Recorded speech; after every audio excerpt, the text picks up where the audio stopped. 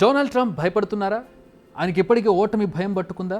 అందుకే అస్త్ర సన్యాసం చేసేందుకు సిద్ధపడ్డారా? ఏంటి నాన్ సింక్లో మాట్లాడుతున్నా అనుకుంటున్నారా? తెలుసు కదా, ఎప్పుడు మేము నాన్ సింక్లో మాట్లాడం.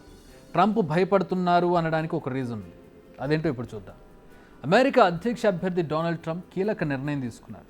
కీలకం అనడం కంటే కొంచెం షాకింగ్ అని చెప్పాలి. తాను ఇకపై డెమోక్రటిక్ పార్టీ అభ్యర్థి కమలా హ్యారిస్తో డిబేట్ చేసేది లేదు అని తెగేసి చెబుతున్నారు. అంతేకాదు, వీరిద్దరి మధ్య ఇప్పటికే జరిగిన డిబేట్లో తానే గెలిచానంటాడు ఆయన.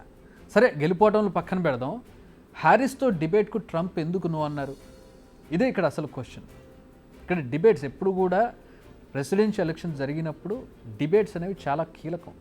ఈ డిబేట్స్ వల్లే ఎవరి బలం ఏంటి, ఎవరి బలహీనత ఏంటి, ఎవరు ఎక్కడ వెనకబడి ఉన్నారు, ఎక్కడ ఎవరి అభిప్రాయాలు క్లియర్గా ఉన్నాయనేది అమెరికన్ ప్రజలు ఈ డిబేట్ ద్వారా తేల్చుకుంటారు.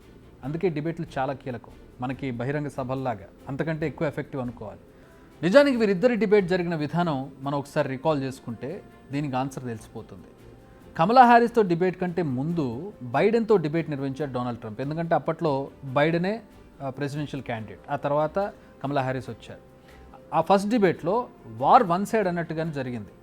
బైడెన్పై అటాక్ చేశారు ట్రంప్, అనేక క్వశ్చన్స్ రేజ్ చేస్తూ అతనిపై మాటలు దాడి చేశారు. ఎందుకంటే ప్రెసిడెంట్ ఆయనే కాబట్టి. బైడెన్ సమాధానం చెప్పడానికి చాలా తడబడ్డాడు. ఆయనకు ఉన్నటువంటి సమస్యలు మనకు తెలుసు. చాలా విషయాలు మర్చిపోయారు. ట్రంప్ ముందు తేలిపోవడానికి ఆయన ఆరోగ్యమే అసలు కారణం అని చెప్పాలి.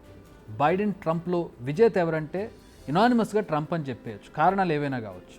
దీంతో ఆయనలో అక్కడ జోష్ పెరిగింది, గెలుపుపై నమ్మకం మరింత పెరిగింది. నిజానికి బైడెన్నే అధ్యక్ష అభ్యర్థిగా కంటిన్యూ చేస్తే ట్రంప్ ఈజీగా గెలిచేవాళ్ళేమో. బట్ ఇక్కడే డెమోక్రటిక్ పార్టీ ఒక కీలక నిర్ణయం తీసుకుంది. బైడెన్ డిబేట్ను చూశాక ఇలా అయితే పనవ్వదు, ఖచ్చితంగా ఓడిపోతామని బైడెన్ పక్కన పెట్టారు. కమలా హ్యారిస్ను అధ్యక్ష అభ్యర్థిగా ఖరారు చేశారు. దీంతో ట్రంప్ సిచ్యువేషన్ టర్న్ కాదు, యూ టర్న్ తీసుకుంది. ట్రంప్ పొలిటికల్ సిచ్యువేషన్ ఎలా ఉందంటే హ్యారిస్ రాకముందు, హ్యారిస్ వచ్చిన తర్వాత అని చెప్పాలి. ఇక ట్రంప్ హ్యారిస్ డిబేట్ మొన్న జరిగింది, అయిపోయిన తర్వాత ఆయన పరిస్థితి ఇంకా దిగదారిపోయింది. బైడెన్ లాగానే హ్యారిస్ కూడా ట్రంప్ చేతులు చిత్తవుతారనుకున్నారు, ముందుగా జరిగిన ఎక్స్పెక్టేషన్స్ ఇవన్నీ. బట్ అక్కడ రివర్స్లో జరిగింది. ట్రంప్కి ఎక్కడ ఛాన్స్ ఇవ్వలేదు. ఆమె అటాక్ మోడ్ నుంచి డిఫెన్స్ మోడ్లోకి పడిపోయారు ట్రంప్ డిబేట్లో. ఆమె ప్రశ్నల వర్షానికి సమాధానాలు చెప్పుకోవడంతోనే సరిపోయింది, దానికి అటాక్ చేయలేకపోయారు. దీంతో ఈ డిబేట్ను చూస్తున్న వారందరికీ కమలాదే పై చేయి అని అర్థమైపోయింది. అయితే ఈ డిబేట్ అనైతికంగా జరిగిందనే ఆరోపణలు వచ్చాయి, అది పక్కన పెట్టేయండి. కానీ ఓవరాల్గా ప్రస్తుతం కమలా హ్యారిస్ రైజ్లో ఉంది.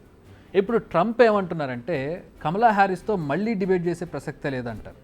ఓడిపోయిన వారే మళ్ళీ డిబేట్ గురించి మాట్లాడతారని, తాను గెలిచాను కాబట్టి మళ్ళీ డిబేట్ అవసరం లేదంటాడు ఆయన.